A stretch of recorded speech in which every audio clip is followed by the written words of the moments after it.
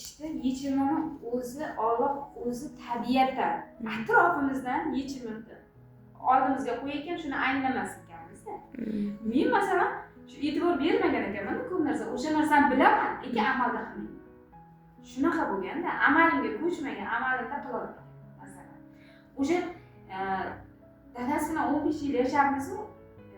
Ko'ngil masalan qalbda yaqinlik, chin dildan gaplasha olmagan. qalbda yaqinlik bo'lmagan. Qalban nomuz yo'q ekanda. Kontakt. Faqat bizlarga boshqa bo'lib qolgan, yuzaki bo'lib qolgan ekanda. Shunchalik yaqinlashganmizki, hozir gaplashsak, gaplarimiz bir-biriga tushadi, bittada tushyapti hozirda. Demak, bu mening muvaffaqiyatim deb bilaman. Bu demak, har bir inson, tarmoqqa kelgan inson o'z ustida ishladimi, oilada ham juda chiroyli muhit bo'lishini ko'ryapman va guvohi bo'lyapman o'zim. Masalan, farzandlarim shunchalik hamma narsaga bo'lgan edi, nima deydi?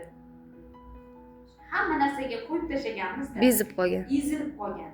Bu fanga ham qo'yaverganman, bu fanga ham qo'ysang o'qishing kerak, sen o'qimasang odam bo'lmaysan deganmiz-da.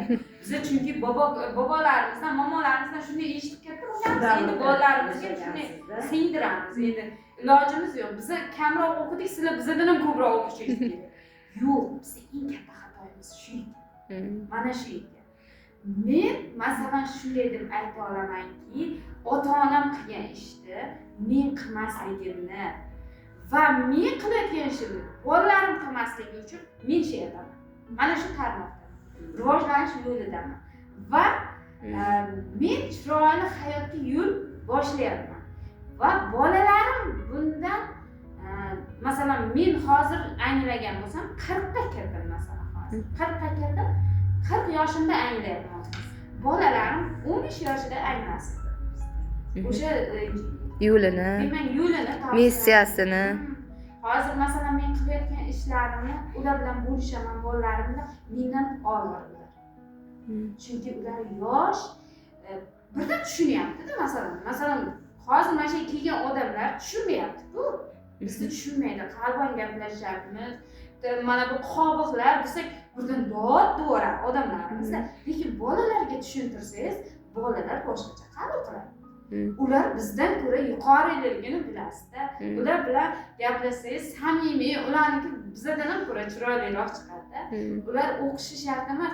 Biz qilgan amallarimizni ko'rib va o'ziga xulosa chiqarib, o'zlari qilib, o'zlariga namuna qilyapti.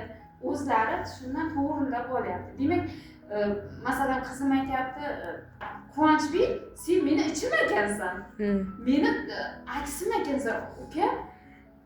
Qo'polroq gapirardi-da ukasi. Demak, men shunchalik qo'pol ekanman. Aya, men qobiqlarim ko'payib qolyapti ekan. deb xulosa chiqaryapti. Ukasi Quvonchbek anada o'g'lim mehribonroq, chiroyli endi qiz bolaga muomala qilgandek qiladi-da endi. Aya, men chiroyli ekanman, meni ichim go'zal deb o'zlariga baho beradi. Demak, ichini ko'rishni boshlabdi-da, ana. Men go'zal ekanman, men chiroyli ekanman. Endi Mustafoga aytayapti. Mustafa kim endi? Qaysimizda ichimiz deb savol beradi. Bu hammamiz deyapman.